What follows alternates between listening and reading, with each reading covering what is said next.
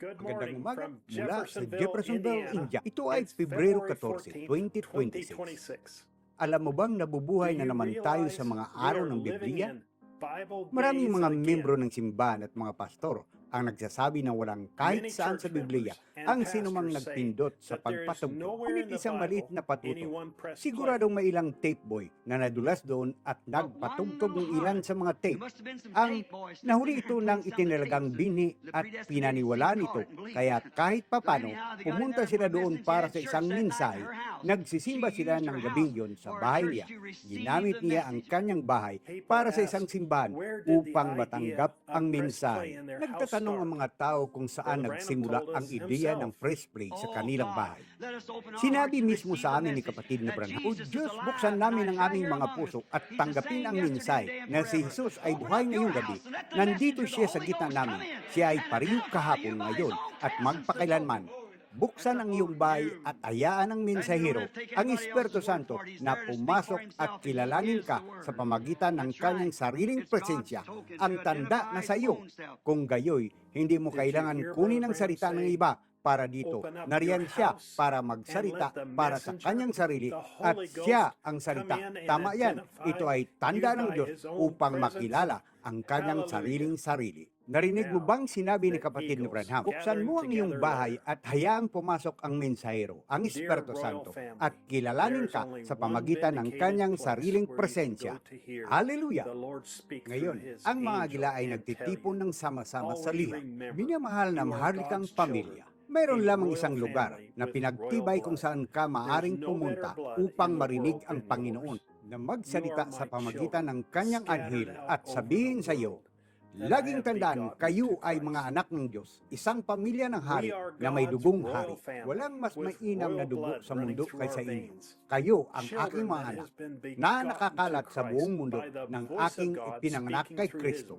Tayo ang pamilya ng hari ng Diyos na may dugong hari na dumadaloy sa ating mga ugat. Mga anak na ipinanganak kay Kristo sa pamagitan ng tinig ng Diyos na nagsasalita sa pamagitan ng kanyang makapangyarihang propeta. Wala nang higit pa riyan, mga kaibigan. Kapatid ni Branham, kakailangan ba ng nobya na lumipat sa Jeffersonville o Arizona upang makasama sa pag-agaw? Magkakaroon ng dalawa sa isang higaan. Kukunin ko ang isa at iiwan ang isa, at dalawa sa isang bukid, at kukunin ko ang isa at iiwan ang isa. Kita mo? Kaya malamang sila sa buong mundo, hindi sila titipunin sa isang lugar upang magkaroon ng mga bagay na magkakatulad. Ngunit ang maliit na grupo nila ay makakalat sa buong mundo. Kaya sa physical na espiritu, hindi tayo mapupunta sa isang lugar ng sabay-sabay. Ngunit luwalhati sa Diyos, mayroon siyang mas dakilang plano upang tipunin ang kanyang nobya. Idinadalangin namin ang lahat ng mga simbahan at mga kongregasyon na nagtitipon sa paligid ng maliit na mikropono sa kapilang panig. Mula sa bansa hanggang sa West Coast, pataas sa mga bundok ng Arizona, pababa sa mga kapatagan ng Texas, hanggang sa East Coast, sa buong bansa, Panginoon, kung saan sila nagtitipon. Maraming oras na pagitan, tayo ay nasa oras, ngunit Panginoon, magkakasama tayo ngayong gabi bilang isang unit, mga mananampalataya, naghihintay sa pagdating ng Misaya. Ngayon, hindi lamang niya tinitipon ang kanyang nobya mula sa buong bansang ito, kundi tinitipon din niya tayo mula sa 7 kontinente ng mundo, mula sa Afrika hanggang Antarctica, Hilagang Amerika at Timog Amerika, Asya, Australia at Europa. Tinitipon at pinag-isa niya ang kanyang nobya bilang iisang unit upang marinig ang tinig ng Diyos.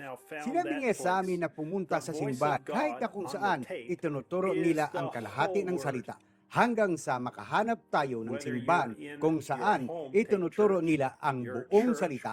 Purihin ang Diyos. Natagpuan na ngayon ng nobya ang lugar na iyon. Ang tinig ng Diyos sa tape ay ang buong salita.